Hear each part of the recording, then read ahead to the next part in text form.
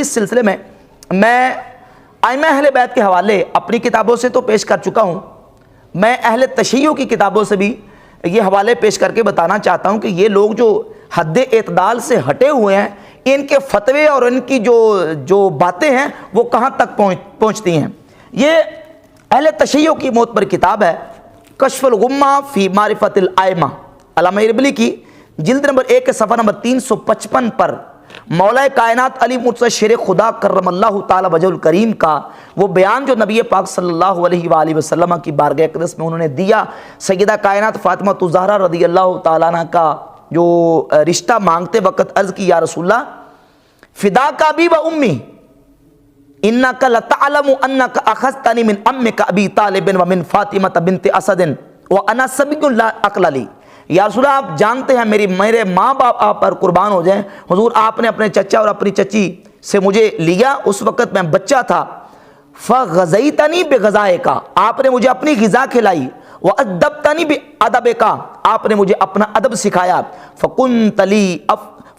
لی افضل من ابی طالب ومن فاطمہ بنت اسد فی البر والشفقت، حضور آپ مجھے اپنے چچا ابو طالب اور اپنی چچی فاطمہ سے زیادہ شفقت اور نیکی کے اعتبار سے افضل ہیں۔ وان اللہ تعالی ہدانی بک وعلی یدیک، اللہ نے مجھے آپ کی وجہ سے آپ کے ہاتھوں پر ہدایت دی، واستنقذنی مما کان علیہ آبائی واعمامی، اور اللہ نے مجھے بچا لیا اس سے جس پر میرے آباء و اجداد اور میرے چچا تھے، من الحیرۃ والشرک۔ یہ حوالہ میں الزامی طور پہ پیش کرنے لگا ہوں کہ جو لوگ حد اعتدال سے بڑھ کر اہل سنت و جماعت کے بڑے بڑے ائمہ اور صحابہ اکرام اور ائمہ اہل بیت پر فتوے داغتے ہیں، وہ ذرا سوچیں کہ یہ فتویٰ کہاں تک جا رہا ہے۔ یہ فتویٰ مولا علی تک جا رہا ہے ان کی کتابوں کی روشنی میں، کہ مولا علی خود کیا بیان کر رہے ہیں کہ وستنقذنی، اللہ نے مجھے بچا لیا، مما کان علیہ آبائی و اعمامی من الحیرۃ والشرک، جس پر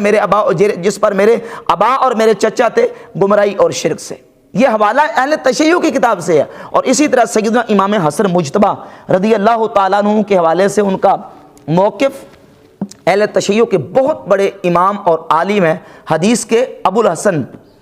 ابو جعفر محمد بن حسن الطوسی المتوفیٰ 460 ہجری، ان کی کتاب الامالی طوسی، اس کے صفحہ نمبر 567 پہ روایت کا نمبر ہے 1174۔ حضرت امام حسن مجتبیٰ رضی اللہ تعالیٰ عنہ فرماتے ہیں فَأَمَّا الْقَرَابَةُ فَقَدْ نَفَعَتِ الْمُشْرِكِ، قرابت تو مشرک کو بھی، یعنی نبی پاک علیہ السلام کی قرابت تو مشرک کو بھی فائدہ دیتی ہے، اور وَهِيَ وَاللَّهِ لِلْمُؤْمِنِ أَنْفَعُ، اور وہ اللہ کی قسم مومن کے لیے تو زیادہ فائدہ مند ہوگی۔ یعنی حضور کی قرابت تو مشرک کو بھی فائدہ دیتی ہے، تو مومن کے لیے وہ بدرجہ اولا اس سے زیادہ فائدہ مند ہوگی۔ کہتے ہیں قال رسول اللہ صلی اللہ علیہ وسلم لعمہ ابی طالب وهو فی الموت، جب آپ کے چچا ابو طالب موت کی حالت میں تھے تو رسول اللہ صلی اللہ علیہ وسلم نے ان سے کہا قل لا الہ الا اللہ اشفع لک بہا یوم القیامہ، اے چچا لا الہ الا اللہ کہہ دو، اس کی وجہ سے میں تمہاری قیامت کے دن شفاعت کروں گا۔ تو امام حسن مجتبیٰ رضی اللہ تعالیٰ عنہ کا موقع بھی اس روایت سے جو اہل تشیع کے ہاں معتبر اور مستند اور ان کی حدیث کی کتابوں میں موجود ہے، ان کا موقع بالکل واضح ہوتا ہے۔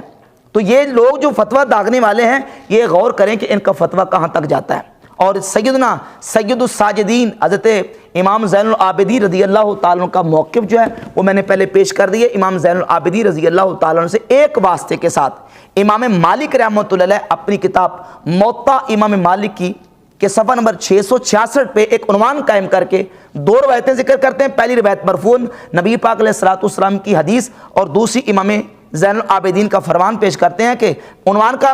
نام ہے میراث اہل الملل، مختلف ملتوں والوں کی میراث کا بیان،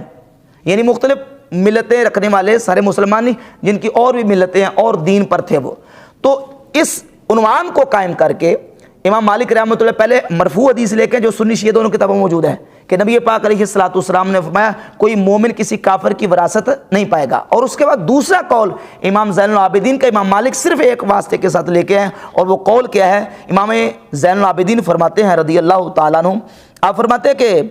وارثہ ابا طالب عقیل و طالب، ابو طالب جب فوت ہوئے تو ان کے وارث عقیل اور طالب بنے، ولم یرث علی، حضرت علی ان کے وارث نہیں بنے۔ عنوان اور پھر اس کے نیچے روایت اور امام زین العابدین کا بیان اس بات کی واضح نشانی اور دلیل ہے کہ امام زین العابدین رضی اللہ تعالیٰ کا موقف بھی وہی ہے جو جمہور اہل سنت و جماعت کا موقف ہے۔ اور آخری حوالہ اس سلسلے میں محل تشیع کی معتبر اور مستند ترین کتاب، قرآن مجید کے بعد جو سب سے معتبر اور مستند ان کے ہاں مانی جاتی ہے، یہ ہے الاصول من الکافی، ابو جعفر محمد بن یعقوب الکلینی،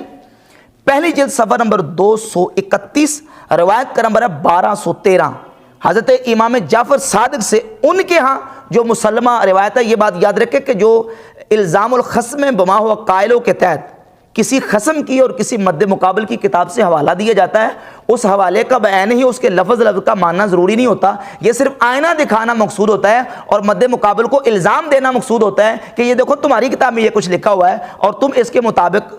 عمل پیرا نہیں ہو۔ اب یہ دیکھو امام جعفر صادق کا بیان شیعہ کتاب میں کیا امام جعفر صادق فرماتے ہیں کہ ان مثل ابی طالب مثل اصحاب الکہف اسر الایمان و اظہر الشرک، کہ ابو طالب کی مثال اصحاب کہف کی طرح ہے، اسر الایمان و اظہر الشرک، ایمان کو چھپایا ہے اور شرک کو ظاہر کیا، انہوں نے ایمان کو چھپایا اور شرک کو ظاہر کیا، یہ امام جعفر صادق کا بیان ہے۔ تو مولا علی کا حوالہ کشف الغمہ